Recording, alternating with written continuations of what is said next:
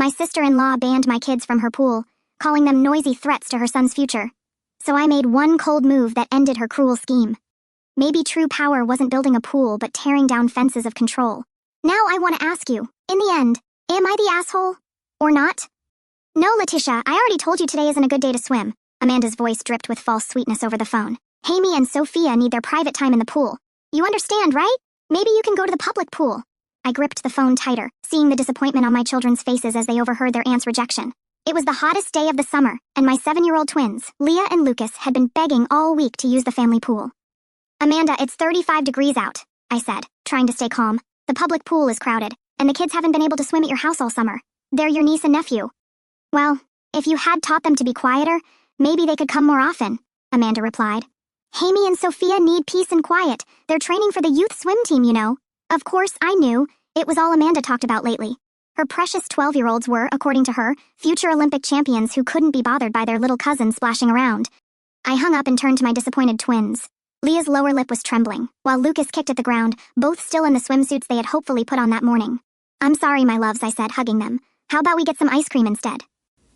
It's not fair, Mom, Lucas mumbled against my shirt. Why doesn't Aunt Amanda like us? It broke my heart. It wasn't the first time Amanda excluded my kids, but seeing their sad little faces never stopped hurting. Ever since she moved into her new house with the huge pool last year, she had turned what should have been a fun family space into her personal kingdom. That night, after putting the kids to bed, I sat on our back porch, staring out at the large backyard. My husband, Miguel, found me there with 2 glasses of wine in hand. Tough day? He asked, sitting beside me. Amanda turned us down again. I sighed, accepting the wine. I don't get it, Miguel. When did she become so exclusive? We all grew up swimming in that pool at your parents' house. Now she acts like it's a private club. Miguel took a thoughtful sip. You know, I've been thinking, this yard is pretty big. I turned to look at him, raising an eyebrow. What are you suggesting? He smiled. Maybe I did a little research. Above-ground pools have come a long way. And with some construction, we could do something really special.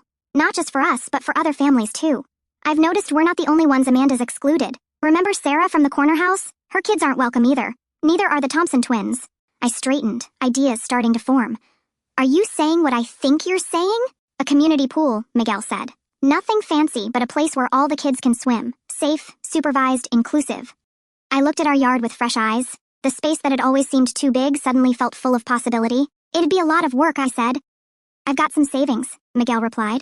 And I bet if we reach out to other families, they'll want to help. We can create something truly special here, Lisa. Something that brings people together rather than tearing them apart. As we planned, sitting there, I felt my excitement growing. This could be more than a pool. It could be a statement about the type of community we wanted to build. The next morning, I started making calls. Sarah was enthusiastic right away and offered to help with permits and paperwork since she worked at City Hall. The Thompsons, both teachers, offered to organize a schedule and safety protocols. Other neighbors offered materials, labor, and funds. Within weeks, our yard was transformed. Miguel led the construction, teaching neighbors basic building skills while they worked. Our backyard became a hub of activity, with people coming by every day to help or just see the progress. The kids were fascinated. Leah and Lucas dubbed themselves the official construction helpers, proudly wearing the little hard hats Miguel got them. They spent hours watching the pool take shape, their disappointment over Amanda's rejection slowly turning into excitement over what was coming.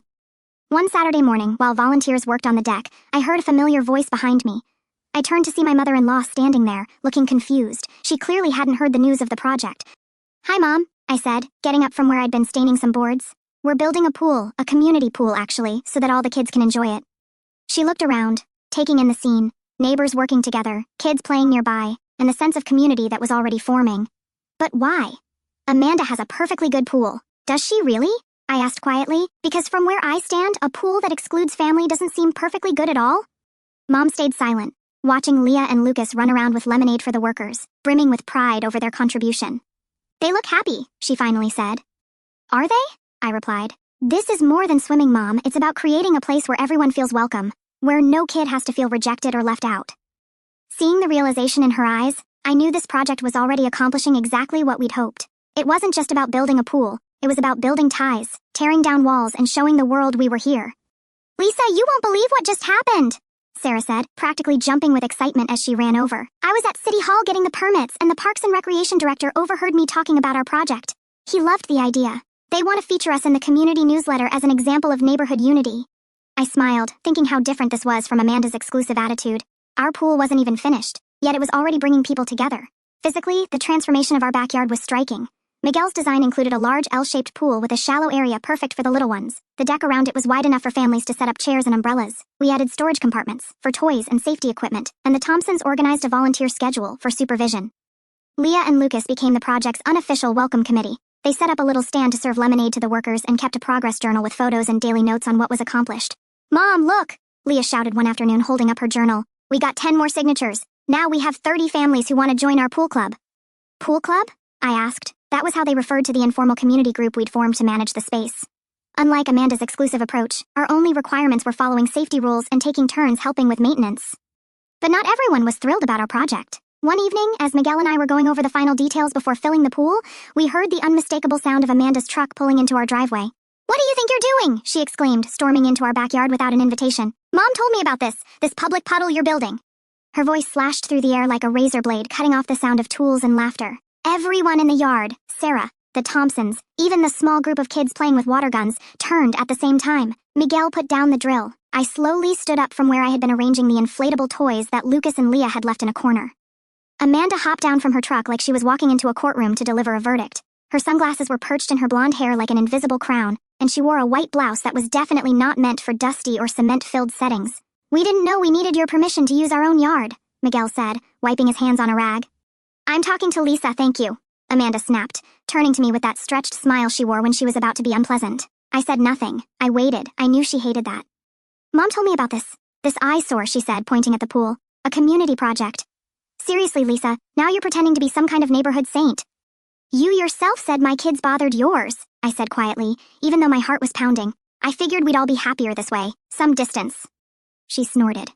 "You completely misunderstood. I said Hammy and Sophia need focus. They have goals. They can't be listening to screaming all the time. You know what it's like to have normal kids, not prodigies." I caught a movement out of the corner of my eye. Sarah and the Thompsons exchanged glances. Hammy and Sophia were behind the fence, watching silently. Amanda didn't notice. "And you really think this is the solution?" she continued. "You're making yourself look pathetic, gathering all these envious people just because they can't have something of their own. It's like a socialist commune." She spat out the word socialist as if it were a curse. "Funny," I murmured. "Because your dad paid for your pool, and it was built over your mom's garden. So technically, I take care of that pool. I organize it, I clean it, I manage the schedule. You think that's easy? You use it to exclude children?" I answered, still calm. "And now you're upset because we've created a space where they're welcome." Amanda stepped forward, eyes flashing. "You've always wanted to compete with me ever since I joined this family, always trying to seem nicer, more understanding, but deep down, you're bitter, jealous. Look at this place." She spun around, arms wide, a circus in the backyard, thinking you'll teach me a lesson. "It's not about you, Amanda. It never was." "Of course it is," she snapped, and for a moment, the mask fell. Her voice boomed too loud. Some people in the yard moved closer, pretending to keep working, but listening carefully. "You built this just to defy me, and you'll see how this ends. Disorganized kids, accidents, yelling, and you'll foot the bill when it all goes wrong." That was when Leah's little voice cut through the silence. "But Mommy says, we don't fight with people who yell. We just show them how to do better." Amanda froze. Leah was standing by Sarah, holding a cup of lemonade, gazing at her aunt with the brutal frankness of a child who doesn't grasp sarcasm. I bent down, straightened Leah's swimsuit strap, and smiled gently. "Well remembered, my love. Sometimes the best way to prove we're right is to let the other person keep talking." Miguel approached, voice low but firm. "Amanda, you're embarrassing yourself. Enough. There's no going back. The pool will open next week, with or without your blessing." She looked at him as if he'd betrayed her, as though Miguel had committed some unforgivable blasphemy. "So that's it? You're taking her side, your hysterical wife who builds suburban playgrounds to look like the charity queen?"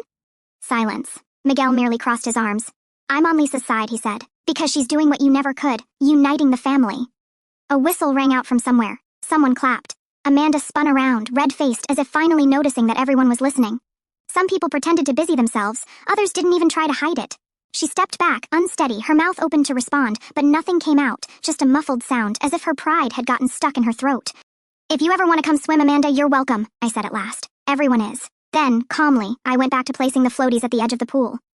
Amanda hesitated for a moment, looking around, maybe realizing for the first time that she was alone, that her presence no longer caused embarrassment, only pity. She spun abruptly, got in her truck, and sped off, as though fleeing would erase everything that had been said. But it didn't. That evening, when the last rays of sun shone on the still chlorine-free water of our freshly filled pool, I heard Sarah laugh softly and say, "That was better than any prime-time soap opera." The following week was quieter than usual, the calm before the storm. Amanda didn't show up. No messages in the family group chat, no calls, not even a hint on Facebook, which, from her, was beyond suspicious. But what really set off my alarm was my mother-in-law's sudden change of tone. "Lisa, dear," she said on the phone, "are you sure this pool is safe?"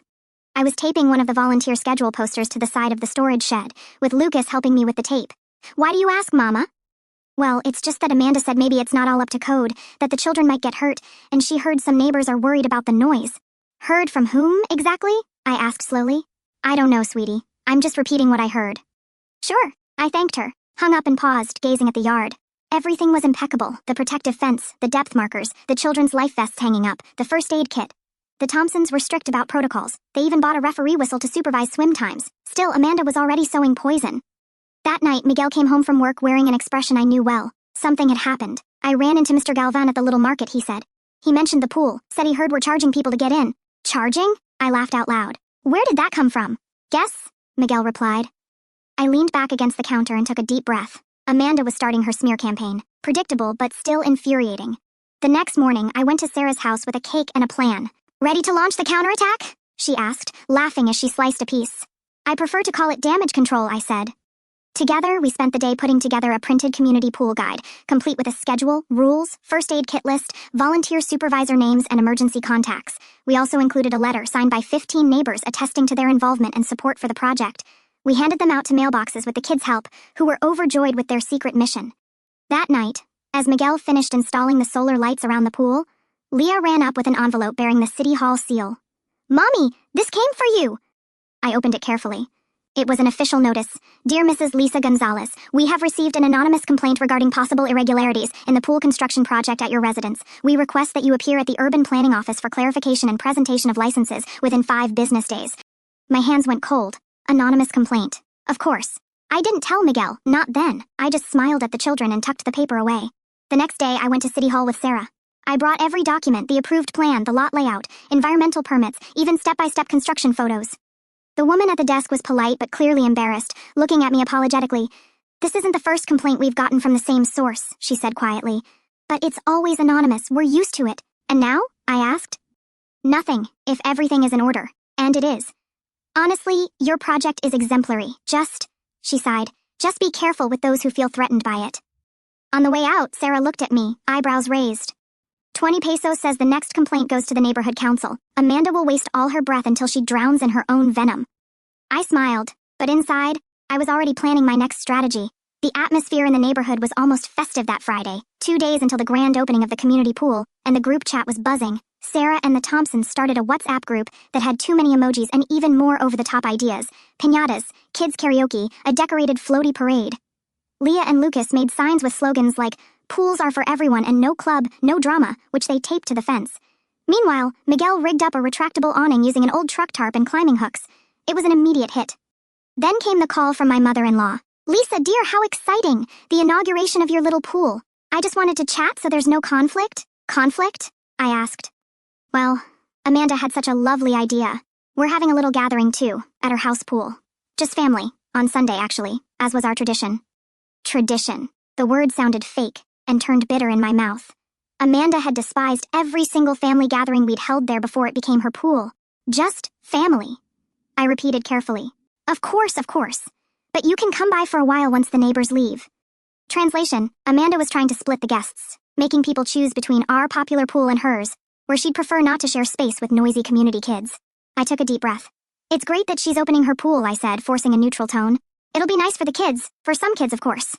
My mother-in-law hung up. I checked the pool group chat and confirmed my suspicions. Many mothers had received informal invitations to Amanda's event. Some neighbors were unsure, others were simply curious, but everyone saw it for what it was: an attempt to sabotage our party. "This is sick," Sarah wrote, typing furiously. She never quits. "We're not going to compete," I replied. "We'll make the choice obvious." That's when we changed the plan. The new plan: our event would start in the morning with games, music, and a kids' painting workshop. In the afternoon, we'd hold the official pool opening with a symbolic ceremony. Lucas wanted to cut a ribbon with a toy sword, followed by a community lunch of potluck dishes brought by everyone. In the evening, a screen on the lawn with popcorn and a children's movie. Amanda, on the other hand, had a barbecue with rented inflatable slides and a guest list strictly for blood relatives only. Sunday dawned hot and cloudless. Our pool sparkled. Families began arriving with tables, umbrellas, dishes, and smiles. The Thompson twins brought cupcakes with blue frosting. Sarah prepared a jello shaped like a floating raft. My mom showed up with a big tray of lasagna and a thoughtful look. I saw the other invitation, she said, not needing to spell it out. But I'd rather be where my grandchildren are happy. When we cut the red ribbon to the pool with Lucas in a superhero cape, everyone applauded. It felt like a triumph, a sense of unity, a bloodless revenge. Later, while I was serving lemonade, I heard hushed voices near the fence. 3 kids were peeking through the slats on Amanda's side. I recognized one, Hammy, my sister-in-law's older son. He stood in silence, watching, maybe noticing how different it felt here. By then, everyone was in the shallow side of the pool, including the parents. Sarah was squirting water from a giant water gun, laughing like a child. Miguel helped Lucas build a water bomb. Leah was explaining the rules of a floaty race to 2 girls from down the street, and then he came over. Hammy climbed up on one of the stones near the short fence, glanced back toward his mother's house, and jumped down to our side. A second later, he dove into the pool. A hush lasted 2 seconds. Then it was as if nothing unusual had happened. The kids welcomed him with cheers of yay, and he quickly fit right in with the others. Only later did I notice Amanda standing behind the fence, arms crossed, face pale and tense. For her, it wasn't just a jump, it was betrayal. She didn't come in, didn't scream or try to stop the moment. Not then. Amanda stood there unmoving, jaw clenched, eyes fixed on Hammy. He splashed around happily, filling a bucket to toss water with Lucas and 2 other neighbors. After a few seconds, Amanda disappeared from sight. I wondered whether she would swallow it or stir up a storm. I didn't have to wait long. Barely 15 minutes later, we heard the voice. Hammy! The shout cracked like a whip, cutting through the air, snuffing out laughter and music and even the birds. Hammy froze, still with his feet in the pool. Amanda appeared at the edge of the yard but did not come in. She stood behind the fence like a judge calling out a foul line no one should have crossed. Get out of there now! All eyes turned to him. Hammy looked at me, then at Miguel. He didn't ask for help. He just stood up slowly, as if waking from a dream, and walked to the fence. Amanda yanked open the small gate and grabbed his arm. Too hard to look motherly. What were you thinking? Have you lost your mind? Mom, it was just for a little while, he mumbled. A little while with them after everything I told you? She stared at us, like we were zoo animals. I didn't say anything. Neither did Miguel. Only Sarah stirred, taking a step forward, but I discreetly put my arm out to stop her. Let Amanda hang herself. Amanda dragged Hammy back into her yard. A strange silence followed. The water in our pool rippled, as if refusing to stay still. Lucas bit his lip. Leah clutched my hand. He didn't do anything wrong, she whispered. I know, sweetheart. The party went on, but it wasn't the same. Amanda's presence loomed like a ghost, not because she was there, but because everyone had now seen what we'd only suspected before. Her control, her humiliation, her cruelty. By Monday, the story had traveled around the neighborhood. Sarah came over for coffee and brought news. Have you heard about the list? What list? Amanda drew up a code of conduct for any child who wants to hang out with Hammy and Sophia. Parents have to sign it. It's unreal. She pulled out the paper. It was printed with a bolded title, Family Coexistence Rules, Residence Amanda and Company. There were items like no visits without at least 48 hours notice, no water games whatsoever with outside children, and only supervised interaction allowed with cousins under 10. I sighed with a laugh, then set it aside. But that afternoon, Leah came running inside with something in her hands. Mommy, I found this in our mailbox. It was an envelope with no return address, my name scrawled on it. Inside, a folded sheet of paper and a hastily scribbled note. I'm sorry about Sunday. It was fun there. Can I come again? Don't tell her. Hammy. I stood still, the paper trembling slightly in my hand. Leah watched me curiously. It's from Hammy, right? I nodded, stashing the note in my pocket and kissing her forehead. Later, I went to Miguel's little tool shed and found an old clipboard. I wrote on top, nighttime visitor log. I placed Hammy's note underneath. That would be our new tactic. We weren't going to fight Amanda, we'd just leave the door open for anyone who wanted to jump the fence of their own free will. Over the following days, traffic picked up. It started with Hammy. Then 2 more cousins showed up at our fence one Tuesday afternoon, peering through the slats. Leah saw them first. Mom, Aunt Amanda's boys are here again? I stepped outside with a pitcher of juice and just smiled. Do you want to come in? They hesitated for a moment, then nodded. One, the younger, pulled off his t-shirt and ran straight to the water. The other was tense, glancing back over his shoulder but came in as well. From then on, it became a frequent occurrence. Kids who previously weren't allowed to mix would drop by. Some asked permission at the gate. Others showed up alone, backpack in hand with flimsy excuses. I came to return Lucas's toy, or my mom said I could just watch. Naturally, Amanda noticed, and she didn't like it. On Thursday, Hammy showed up again with a crumpled piece of paper in his pocket and restless eyes. She's mad, really mad. She said she's really going to report you this time. Report me for what? She says you're manipulating me, that this is dangerous influence. I held my breath for a moment. Then I smiled and offered him a slice of cake. Want extra frosting? The next morning, the threat became real. I got a notice. Amanda had filed an official complaint with the neighborhood council, claiming I was influencing minors without parental consent and that the community pool was an informal environment without adequate institutional oversight, prone to accidents and deviant behavior. Miguel took the paper from my hands and read it twice in silence. "This won't go anywhere," he said, "but she's trying to wear you down." She was. The tone of the complaint was like carefully distilled poison, vaguely moral accusations, phrases like legitimate concern and alternative environment of difficult regulation. Nothing direct, but everything implied. I went to City Hall with Sarah and Mr. Galvin, a retired lawyer who lived a street over and loved community causes. He read the complaint with a low chuckle. "This is a joke, but we have to file a formal reply." "She's trying to flip the narrative," I muttered. "Exactly, and you're going to flip it even better. We'll show this isn't undue influence. It's outreach. It's solidarity." We drafted a response letter signed by over 30 residents, including photos of events, our safety schedule, Miguel's own testimony as a father and project coordinator. We added the letter of support from the Municipal Recreation Department, which was already interested in the project. What Amanda didn't expect was who would show up at my door the next morning. I was in the kitchen making sandwiches for the kids when my mother-in-law appeared at the back door. No warning, no flowers, no usual smile. "Could we talk?" she asked. I nodded, drying my hands on a dish towel. She sat at the table as though carrying a heavy burden in her lap. "Amanda has gone too far. You know about the lawsuit?" She told me she was almost proud of it, but I saw the pictures from Sunday, the videos, Lisa. "This," she waved around the yard, "it's not dangerous. It's beautiful. It's what's been missing from this family for a long time." "So why now?" I asked. She took a deep breath, looked aside, then back at me. "Because last night I heard Hamey crying in his room. He said he doesn't want to go back home." My stomach clenched. "He said that here, he can breathe." The words hung in the air like bubbles that no one dared to pop. "She's pushing too hard," she went on, "and I let it happen. I kept quiet when I should have spoken up, but no more." I sat down a mug of tea in front of her without a word. The silence between us wasn't hostile anymore. It was a truce. Amanda's letter to the council was officially shelved on Monday morning. The neighborhood council stated they found no evidence of misconduct and that, on the contrary, they congratulated Mrs. Lisa Gonzalez and all volunteers on the initiative. The reaction was immediate. The WhatsApp group for the pool exploded with memes, emojis, and invites for a shelved complaint party. Leah painted a sign reading, "Our pool passed the test." But Amanda didn't. I almost asked her to take it down, but I let it stay. That same day, while I was walking with Sarah to deliver more sign-up forms to new families interested in participating, we noticed something odd. Amanda's house was locked up. No sounds, no sign of Hamey, no car in the driveway. "It's too quiet for a Tuesday," Sarah remarked. "Dangerously quiet," I replied. Amanda disappeared for 3 whole days. 3 days without posts or calls, no drama. Until Friday night, Miguel came home with a new purchase, a small security system with external cameras. Nothing fancy, but enough to monitor around the pool at night. "You never know," he said apologetically. "Just in case." We installed the cameras. No one mentioned it further. Then, in the early hours of Saturday morning around 3:27 a.m., Amanda made her biggest mistake. The footage was clear, her climbing over the side fence with a flashlight and a bag in hand. She wore an old t-shirt and had her hair in a messy bun, so different from her usual polished image. The camera showed her opening the maintenance storage, rummaging through supplies, and then pouring something into the pool filters. What she didn't realize was that Miguel had activated the night alert. The phone rang in my bedroom. I saw the motion alert and opened the video feed. For a second I thought it was a prank, but it wasn't. I called Miguel, who was working a night shift, and he confirmed it was real. He called the police himself. Amanda was caught by the local patrol while trying to slip out the back fence. She wasn't handcuffed. She wasn't arrested, but the police report was filed. And by the next day, the whole neighborhood knew. Not from me, but because Hamey posted the footage on his private Instagram account. No sound, just the image of his mother trespassing and sabotaging the pool. His caption, "When your own mom tries to destroy the only place where you feel welcome."